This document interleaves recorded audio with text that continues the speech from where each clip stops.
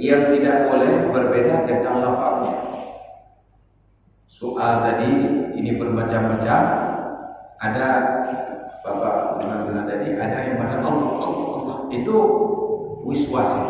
Itu seharusnya kita lawan, kita hilangkan. Jadi makanya sebelum kita takbir kita konsentrasikan pikiran dulu. Maka termasuk disunahkan baca usalli supaya untuk mengingatkan, menguatkan hati. Subhanaka la ilma lana illa ma 'allamtana innaka antal alimul hakim. Allahumma ya rabbana ya maulana zidna ilman wa fahman wa alhiqna bis salihin. Rabbi shrah li sadri wa yassir li amri wahlul 'uqdatam min lisani yafqahu qawli. Puji syukur sama-sama kita panjatkan kehadirat Allah Subhanahu wa taala atas segala rahmat dan nikmat-Nya yang telah Allah karuniakan kepada kita semua. Selawat beriring salam adalah sama-sama kita sajikan, kita doakan keharibaan Nabi besar Muhammad sallallahu alaihi wasallam dan juga kepada seluruh keluarga dan sahabat-sahabatnya sekalian. Ma'asyiral muslimin rahimakumullah, mengingat waktu yang sangat singkat, langsung saja kita masuk dalam pengajian kita. Kita masih pembahasan tentang masalah salat, yaitu kesimpulan sedikit pengajian kita yang lalu, di mana kita disunatkan ta'jil salat, artinya menyegerakan melakukan salat di saat sudah tiba waktunya, walaupun salat isya. Karena di saat ditanyakan kepada Rasulullah sallallahu alaihi wasallam, "Ya Rasulullah, ayyul a'mal afdal?" Amal apakah ya Rasulullah yang lebih baik? Maka Nabi menjawab, "As-salatu fi awwali waqtiha." Itu mengerjakan salat pada awal waktunya. Itu malam ini kita masalah yaitu tidur pada dukhulil waqti. Bismillahirrahmanirrahim. Yukrahun naum ba'da dukhuli waqti shalah wa qabla fi'liha haitsu dhanna al-istiqad qabla dhai'ihi li'adatihi aw li'iqadi ghairihi lahu wa illa haruma an-naum alladhi lam yaghlib fil waqti. Dimakruhkan tidur ba'da sesudah masuk waktu. Sesudah masuk waktu salat dan sebelum mengerjakannya. Jadi bila waktu salat sudah masuk dan kita belum mengerjakan salat, maka dimakruhkan tidur. Di kan biihle bila wate kaitan mau makruh. Kapan itu makruh? Haitsu dhanna istiqad. Seandainya kita zan bahwa kita akan bangun sebelum keluar waktu atau sebelum sempit waktunya. Jadi kalau kita tidak zan bahwa akan terbangun dalam waktu, maka hukum tidur bukan lagi makruh tapi haram.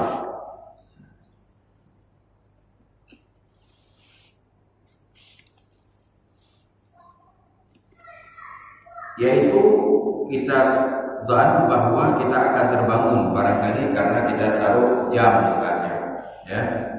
Nah, jam yang membangunkan kita itu 1 jam misalnya sebelum habis waktu, atau memang ada keluarga kita bilang sama istri kita, nanti saya jam sekian kalau bangun karena saya sangat ngantuk.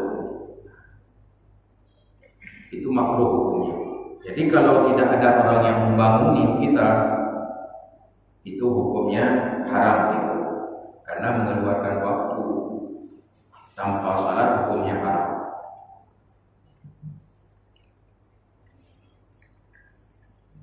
Wa illa haruma, illa ada illanya. Jika misalnya kita sangat dikuasai oleh tidur. Bagaimana pengertian dikuasai oleh tidur? Tidak mungkin kita salat karena berat sekali tekanannya untuk tidur. Hana mungkin, hana daya mungkin. Dan ada yang hampa. Yang kodenya hana ada titik. dibolehkan. Yukrahu tahriman salah la sababa laha kan naflil mutlaq wa minhu salatul tasabih aw laha sabab mutaakhir raka'atain istikharah wa ihram ba'da ada'i salati subuh hatta tartafi asy-syamsu ka rumhin wa ba'da al-'asri hatta taghruba asy-syamsu. Dimakruhkan akan sebagai makruh tahrim salat, mengerjakan salat yang tidak ada sebab baginya salat. Mana contoh sembahyang yang tidak ada sebab? Kan naflil mutlak, seperti sunat mutlak. Dan setengah daripada sunat mutlak, salatul tasabih, sembahyang tasabih. Aulaha sabab, atau baginya salat itu ada sebab. Tapi sebab itu sebab mutaakhir. Mana contoh sebab mutaakhir? Raka'atai istikharah, seperti 2 rakaat istikharah dan juga 2 rakaat ihram. Kapan diharamkan atau makruh tahrim melakukan salat itu? Yaitu ba'da ada'i subuh, sesudah kita mengerjakan yaitu salat subuh sehingga terangkat matahari kadar segala, dan sesudah salat asar sehingga terbenam matahari. Dan yang ketiga indal istiwa, tiga matahari pas di tengah-tengah langit, ya. Ia bukan hari Jumat. Jadi kalau hari Jumat walaupun sedang istiwa itu tidak dimakruhkan, tidak diharamkan. Jadi gedanya hanumi sembahyang hanya sebab, yaitu lagi sunat mutlak dan sembahyang tasbih. Yang hanjit dan sembahyang dia sembahyang subuh, hanjit dilakukan dia sembahyang asar, haram hukumnya. Atau ada sebab, tapi sebab itu bukan sebab yang sudah terjadi, akan terjadi. Sebabnya akan buruk. Tapi sebab memang kalau terjadi itu boleh, tapi ini sebab yang selagi akan datang. Contohnya sembahyang istikharah. Kita ada rencana sebuah proyek misalnya, ini kita lakukan. Kita tidak tahu apakah akibat itu baik untuk kita atau tidak. Kita perlu menuntut petunjuk dari Allah Subhanahu wa taala. Itu tidak boleh dilakukan sesudah subuh dan sesudah salat asar. Dan contoh yang kedua, ada sebab tapi sebab itu sebab mutaakhir, seperti sunat ihram. Kita ingin melakukan ihram untuk umrah atau ihram untuk haji, sedangkan ihram belum akan terjadi ihram, maka kita sembahyang sunat sebelumnya. Itu hukumnya pada sesudah salat subuh, sesudah salat asar tidak dibenarkan. Ini banyak orang yang tidak mengetahui. Sering kita lihat di Mekah, di saat orang pergi mengambil umrah sunat ke Tan'im, kadang-kadang pergi sesudah salat asar. Setelah salat asar, setibanya di Masjid Tan'im, Masjid Aisyah, mereka itu melakukan sembahyang sunat ihram. Itu tidak dibenarkan. Jadi kita niat saja, tidak ada masalah, nggak usah salat lagi. Atau kita masuk dalam masjid sembahyang sunat tahiyat masjid, itu boleh, itu ada sebab. Tapi kalau sunat ihram tidak dibenarkan.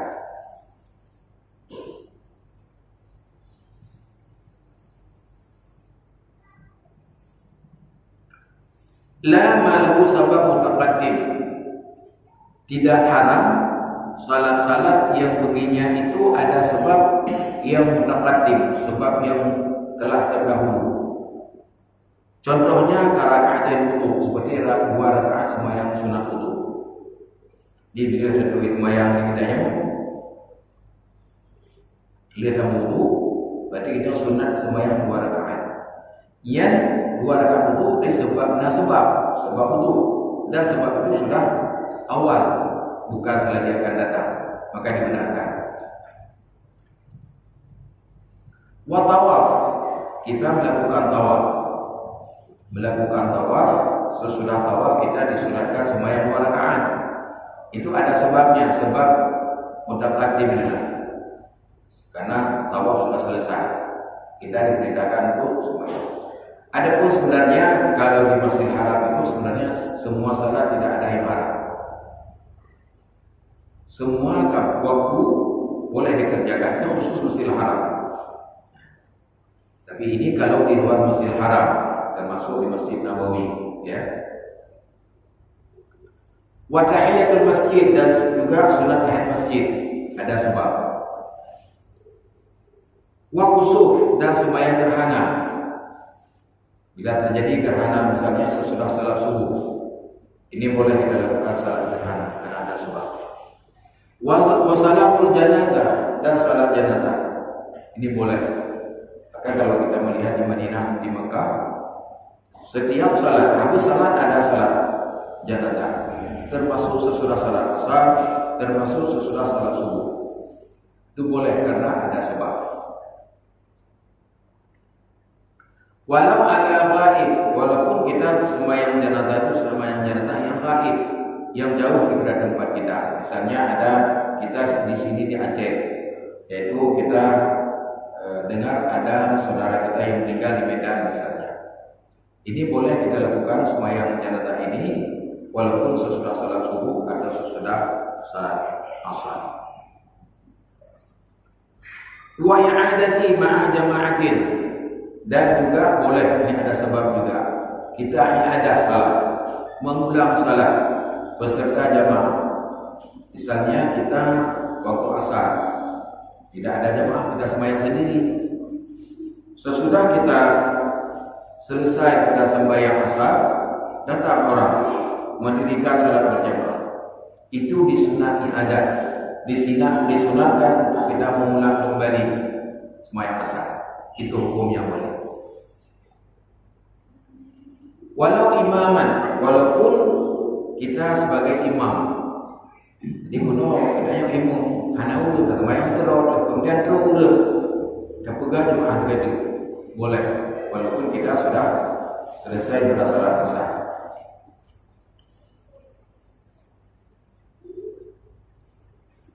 Wa kafaidatul fardhi, dan juga boleh kita melakukan yaitu qada sembahyang fardu yang sudah luput, itu juga boleh.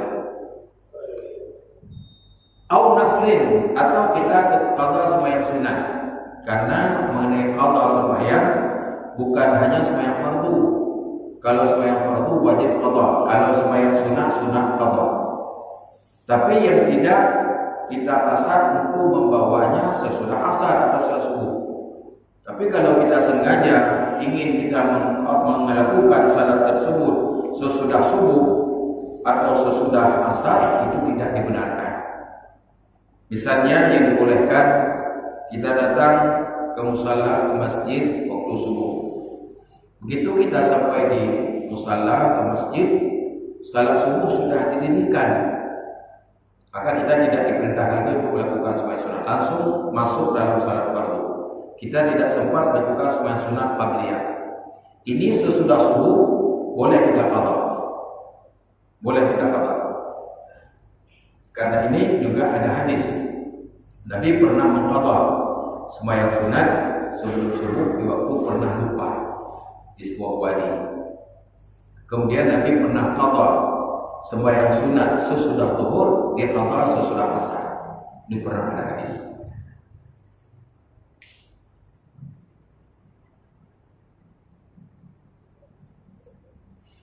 Jadi kalau kita ada waktu sengaja untuk kita bawa sesudah asar atau sudah subuh, itu tidak dibenarkan.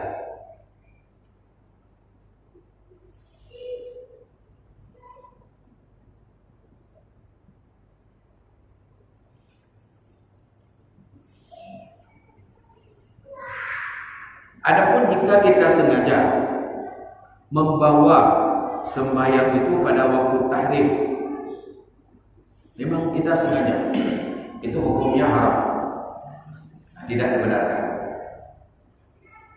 Wala tanaqid, dan juga tidak sah. Jadi bukan hanya sekadar haram saja, dan memang tidak sah lagi. Walau faitah, walaupun sembahyang yang luput, sembahyang qadha, tak kesannya qadha itu diharga atau qadha itu tubuhnya.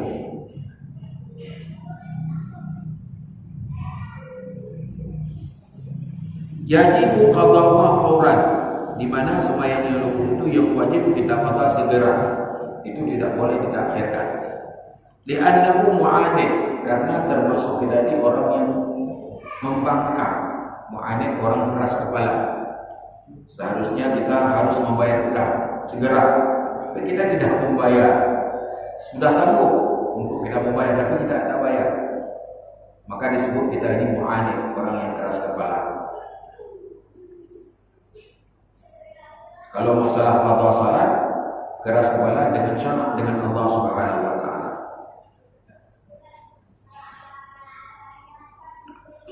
Kemudian wa khamisuha istiqbalul 'ainil qiblah. Yang kelima daripada syarat-syarat untuk sahnya salat menghadap qiblah. Ini dalam mazhab kita. Berbeda dengan mazhab yang lain. Mazhab kita Imam Syafi'i, kita wajib menghadap kepada qiblah, bukan kepada arah. Walaupun memang tidak mungkin kena kepada ini. Jadi jangankan kita di Aceh, orang di Mekah saja untuk menghadap ini susah. Jangankan di Mekah, di sekeliling Masjidil Haram saja itu susah untuk kita menghadap lain kalau kita tidak melihat.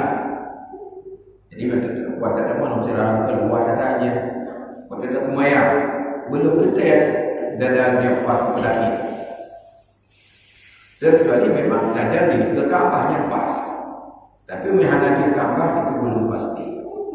Tetapi hati kita ini, hati kita harus kita yakin bahwa kita menghadap kepada ini, walaupun tidak kena kepada ini. Itu dalam mazhab Imam Syafi'i. Dengan apa wajib menghadap? Bukan dengan muka, tapi bersadar dengan dada, hati kita ini. Jadi hati kita juga menghadap kepada qiblah. Fala yakfi istiqbalu jihatiha, maka tidak mencukupi, tidak memadai menghadap kepada jihad arah. Dimana arahnya barat yang jihad. Abu, jadi menyong tersembayang waktu taniat napa yang akan qiblah, napa yang taniat menghadap apa ya? Tadi saja ulun sembahyang fardu subuh 2 rakaat menghadap kiblat, ana wajibkan menghadap kiblat. Cuman dalam pelaksanaan wajib menghadap. Karena yang wajib padanya 3 perkara saja. Qasad, ta'arad, ta'id. Kalau jemaah tambah lagi ikut imam 4 perkara. Adapun menyebut menghadap kiblat sunat, menyebut rakaat sunat, menyebut adab sunat. Khilafan li Abi Hanifah rahimahullahu ta'ala. Khilaf bagi Imam Abu Hanifah. Imam Abu Hanifah wajib menghadap kepada jihad, tidak disyaratkan harus kepada ini, terkecuali memang bagi orang yang langsung di depan Ka'bah itu wajib menghadap kepada ini. Itu dia ada khilaf.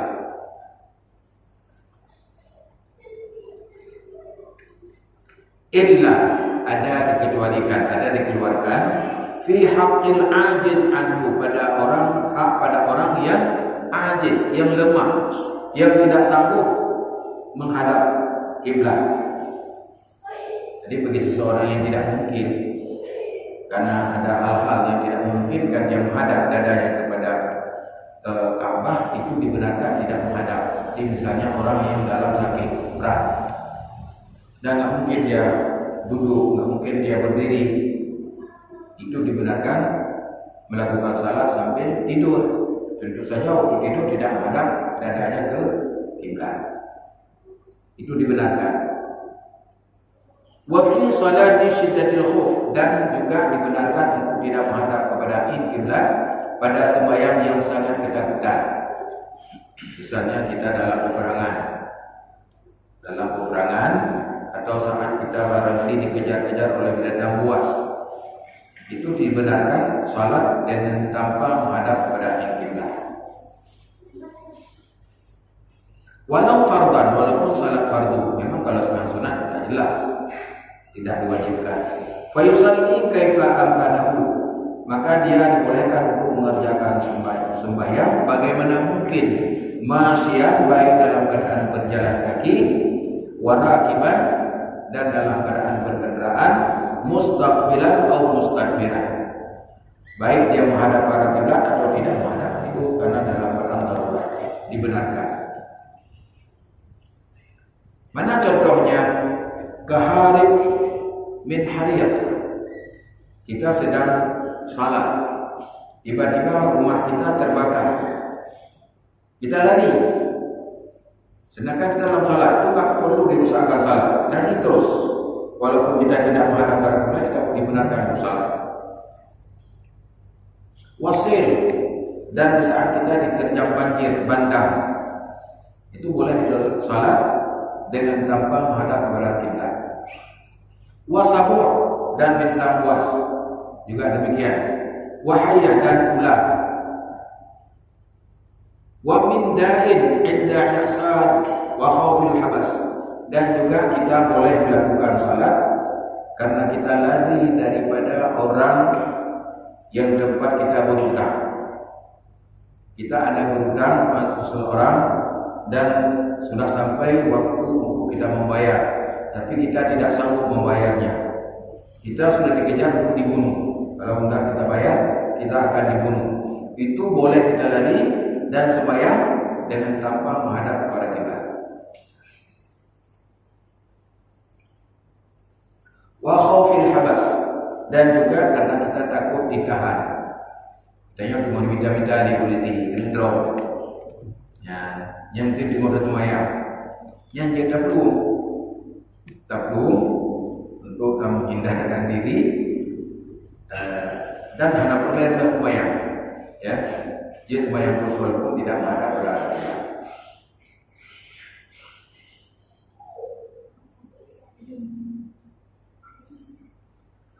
Wala fi nafri safarin mubah liqasidi mahallin muayyan fayajuzu an naflu rakiban wa masyan fihi walau qasiran. Tidak wajib menghadap ke arah kiblat atau ke kiblat pada sembahyang sunat dalam perjalanan yang mubah, bukan perjalanan maksiat, dan kita ada tujuan tempat tertentu. Misalnya kita ingin ke Sumatera, kita ingin ke Medan atau ke Jakarta, itu untuk sembahyang sunat boleh kita mengerjakan tanpa menghadap kepada kiblat, boleh. Baik dalam perjalanan kaki atau dalam kendaraan. Walau qasiran, walaupun itu musafah qasir, artinya perjalanan dekat. Jadi dajak ke Selimu yang termasuk musafah qasir, kalau dia kasar kemayang. Tapi untuk semayang sunat sudah dibolehkan tanpa menghadap kepada kiblat. Jadi sudah bangun doa. Kalau sembahyang sunat duha, sembahyang dalam doa, jid tanpa menghadap kepada arah kiblat.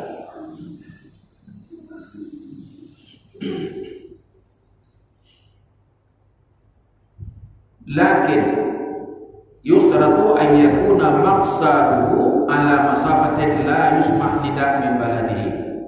Jadi namun gubernur musafir yang musafir bukan perjalanan yang dekat, boleh juga kita sembahyang tanpa menghadap kepada kiblat atau arah kiblat, dengan catatan tempat yang kita pergi itu kita tidak mendengar azan di tempat kita. Jadi kalau kita masih mendengar azan di kampung kita, itu belum dibenarkan. Mau yang Selimu mana ada dengar dia tenang. Je.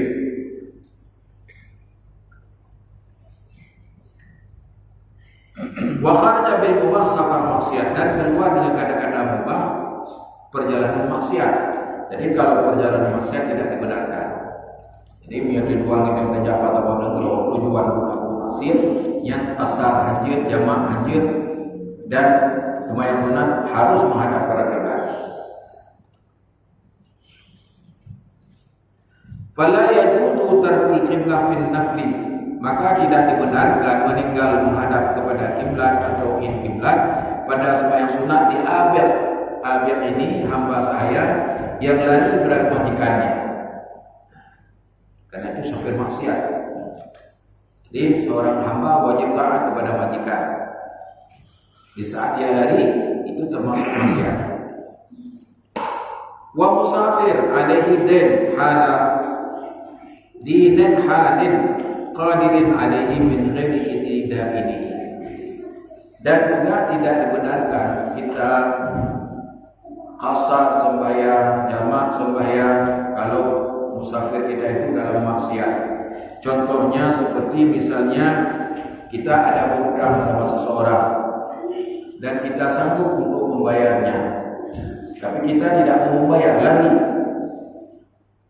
Kita pergi ke Jakarta untuk menghindari pada orang pada tagihan hutang.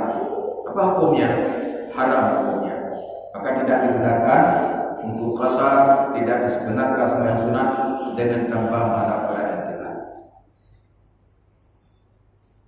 Tapi kalau tidak ada izin, tidak ada masalah.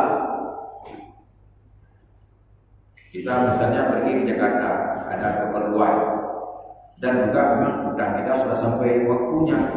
Atau kita pegang baulnya ibu anak mungkin lebih ada karena penting banyak Jakarta. Yang bila ada izin doanya ada masalah.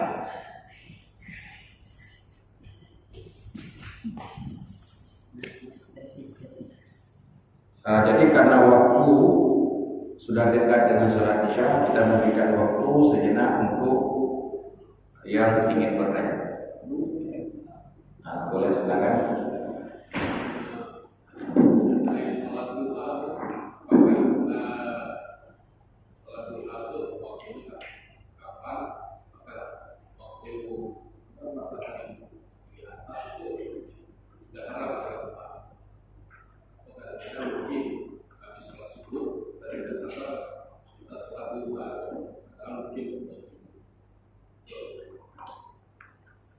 Jadi mengenai salat duha.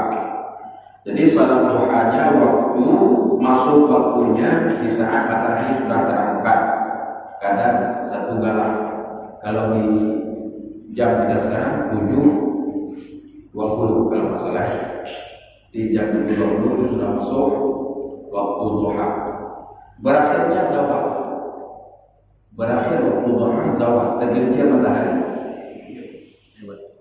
Di saat matahari sudah tergelincir, artinya sudah sampai waktu zuhur, sudah habis waktu untuk duha. Bila ada waktu misalnya sisa waktu 10 menit lagi baru masuk, itu masih boleh diterima, boleh. Ya, sedang berdiri tegak ya di atas kepala kita, boleh.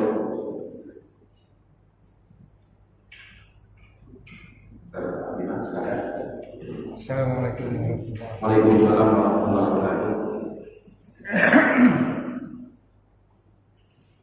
Lebih lalu kemat. Karena waktu pertama pembahasan mengenai salat. Lunar tadi. Mungkin pertanyaannya kalau pernah dibahas. Ada masalah. Atau dalam pembahasan benar. Menolak. Ya. Jadi lun kain wewo aja. Wewo. Bak salah. Bukan ke foto yo mana? Karena bila lu perhatikan yang riwayat yang awal betul tadi kondisi mayang macam-macam, bagus-bagus. Anak sabar. Mulai batak lebih pun lain-lain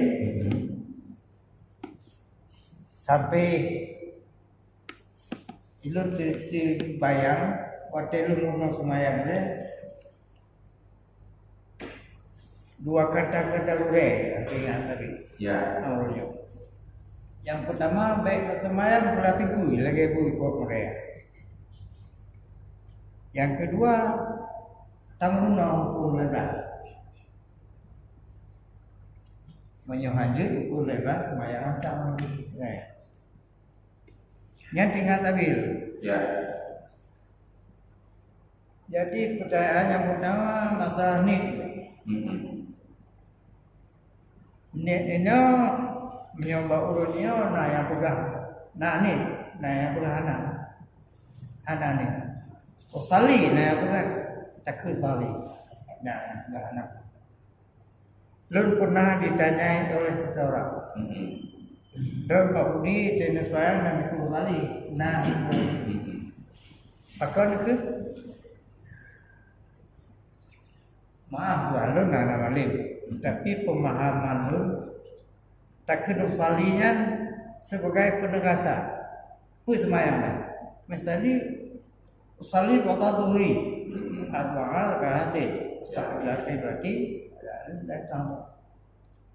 Saja lu semayang dulu gerakan ada karena Allah. Semayang kalau semayang nggak tuh nak semayang Tuhan ini makanya saya sali. Karena harus oleh. Ya. Kemudian nit pekehna sama berkata-kata ramati. Yang belum pernah misalnya guna dia cakap salih kalau turi nama tidak tajal tuang lehu gerakan berkenal. Jadi netnya fajar fikih nasabangan kata-kata berbati atau hana. Yang pertanyaan. Ya. Terima kasih. Jadi masalah niat sembahyang yaitu semua ulama mengatakan wajib berdasarkan kepada hadis innamal a'malu binniyat. Hanya saja sah amalku dengan niat. Diwajibnya kalau tempatnya tidak sah salat.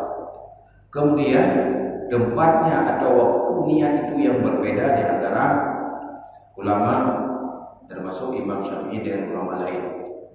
Jadi kalau Imam Syafi'i niat itu harus dalam takbir. Harus dalam takbir. Memang niat itu dalam hati. Karena pengertiannya aslu syai'in. Definisi dalam mazhab kita Imam Syafi'i pengertiannya aslu syai'in muqtarinan bi fi'li. Mengkasatkan sesuatu dalam hati kita dan ini harus disertakan dengan perbuatan. Jadi kalau tidak ada disertakan perbuatan itu belum dinamakan niat yang sah. Tapi dalam mazhab lain boleh sebelum pendapat Ahmad bin Hanbal mazhab Hambali. Misalnya kita sebelum takbir kita niat sembahyang fardhu zuhur dan itu sudah sah dalam mazhab Hambali. Tidak mazhab tidak. Jadi mesti dalam takbir. Karena baru kita masuk dalam perbuatan di saat kita mengucapkan Allahu Akbar. Jadi sebelum takbir belum masuk, makanya tidak sah niat sebelum. Jadi demikian. Ya. Baca juga bu. Ya.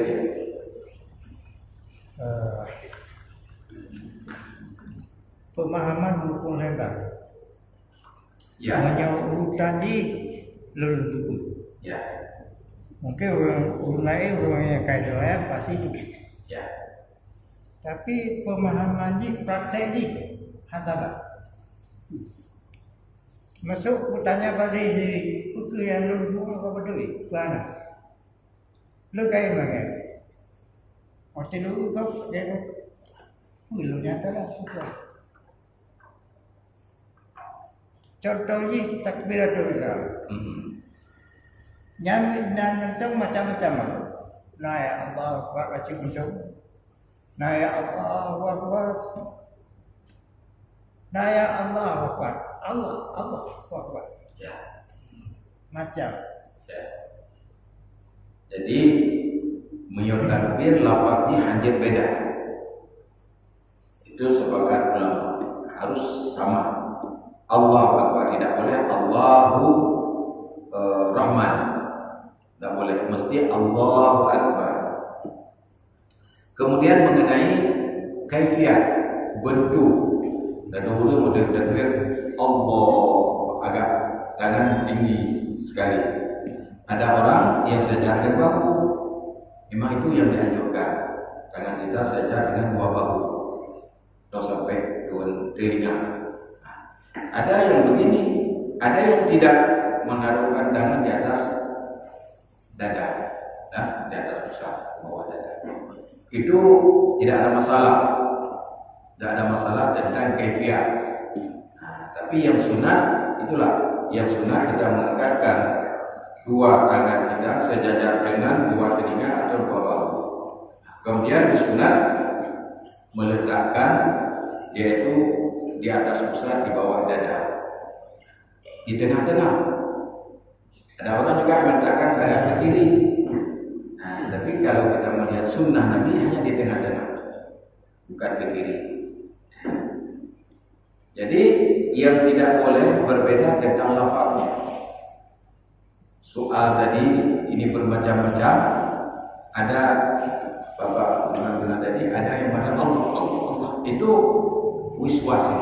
Itu seharusnya kita lawan, kita hilangkan. Jadi makanya sebelum kita takbir kita konsentrasikan pikiran dulu, maka termasuk disunatkan baca usalli supaya untuk mengingatkan, menguatkan hati. Jadi dengan kita ucapkan usalli fardhu dhuhri, langsung hati kita teringat bahwa yang saya ingin lakukan ini sembahyang zuhur, bukan sembahyang asar. Jadi sesudah konsentrasi pikiran, langsung Allahu Akbar. Kalau enggak, gitulah Allah belum pas, Allah sampai berpuluh-puluh kali. Itu memang itu wiswas yang harus kita lawan. Kemudian mengenai untuk mengetahui rukun 13, memang wajib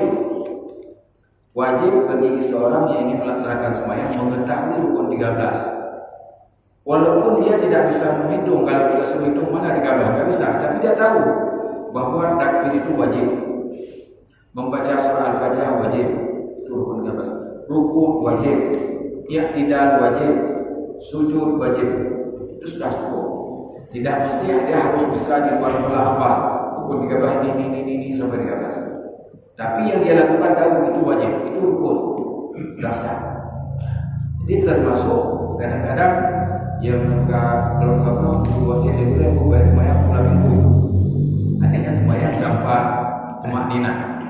Makna pulang minggunya sembahyang hanya tumakninah. Tumakninah. Yang pakai bak sujud, bak ruku, antara sujud dan tumakninah.